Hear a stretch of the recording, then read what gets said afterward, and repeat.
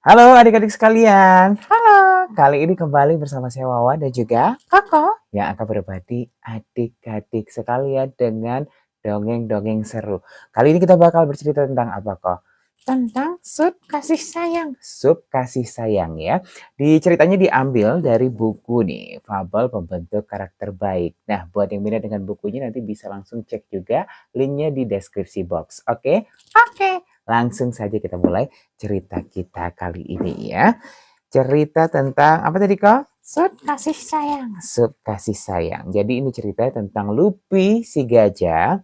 Terus ada siapa lagi temannya kok? Ada si Odi, sapi ya. Kira-kira gimana sih cerita dari Lupi dan Odi ini? Langsung saja kalau gitu kita bacakan ya kok.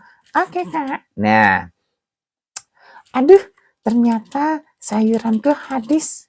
Bagaimana cara membuat sup untuk Koki?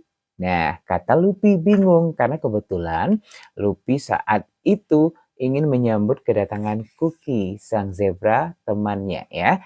Nah, terus Lupi bilang apa lagi kok? Aku harus pergi ke kandang untuk memetik sayuran, katanya ya. Nah, Lupi mengambil keranjang sayuran miliknya dan ia juga memakai topi agar kepalanya tak kepanasan. Selanjutnya, Lupi akhirnya sampai di mana kok? Di kebunnya. Iya di kebunnya. Lihatlah sayuran di kebun Lupi hijau dan segar. Lupi memetik beberapa jenis sayuran. Ada kol, bayam, sawi, dan juga tomat. Kita lihatkan sedikit gambarannya ya kok. Ya kak. Nih. Ya. Kebun Lupi yang penuh dengan sayur-sayuran.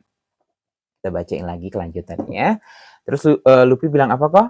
Semua sayuran untuk membuat sup sudah kupetik.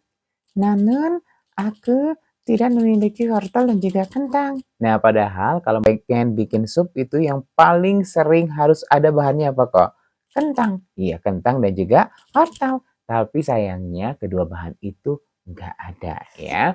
Akhirnya Lupi pulang dengan wajah bingung. Ia berjalan ternyata melewati rumah temannya, rumah Odi. Terus Lupi bilang gini, oh lala, bukankah Odi menanam wortel dan kentang di kebunnya?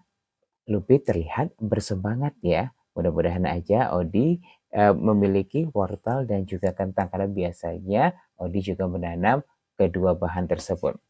Terus Odi bilang, "Hai Lupi, apa yang bisa kubantu?" Kata Odi. Terus Lupi bilang apa kok? Aku butuh wortel dan kentang untuk membuat sup Odi. Wortel dan kentang di kebunku belum siap dipanen. Itu kata si Odi ya. Tapi kamu tunggu dulu di sini. Sebentar ya, Lupi. Sepertinya aku masih punya sedikit wortel dan kentang di dapurku, kata Odi. Odi lalu masuk ke dalam rumahnya. Terus dari belakang, Odi dalam hatinya ngomong begini. Sebenarnya aku juga ingin memasak sup. Namun sepertinya Lupi lebih butuh wortel dan kentang ini, katanya ya. Dan akhirnya dia bawakan ke depan rumahnya. Kebetulan Lupi menunggu di situ. Terus dia bilang, ini wortel dan kentangnya. Sekarang kamu bisa memasak sup untuk sahabatmu, Lupi. Wah, terima kasih Adi. Kamu memang sangat baik. Terus si Lupi bilang apa lagi? Kita sehat ya Adi. Ya, karena kebetulan si Odi sepertinya lagi demam ya. Karena dia lagi menggunakan baju dingin dan juga pakai shawl di lehernya. Jadi Lupi pun bilang agar Odi cepat sembuh ya kok. Ya. Nah, setelah sampai di rumahnya, Lupi langsung memasak sup untuk Kuki.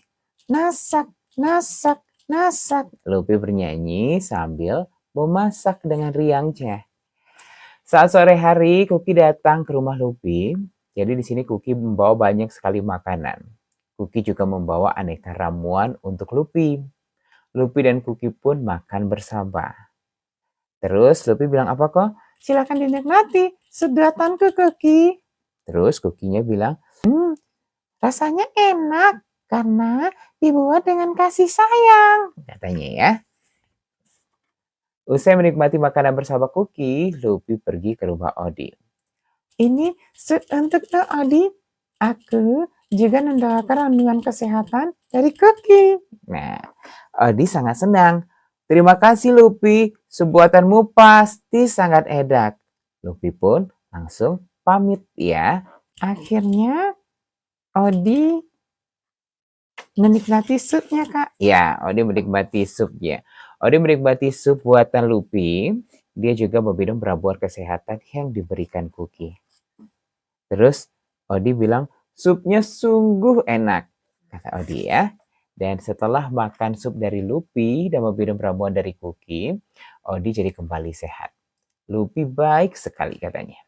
Lupi, Kuki, dan Odi suka berbagi dan menolong teman-temannya. Iya, suka berbagi dan menolong teman-temannya. Nah, kita ini rangkum ya.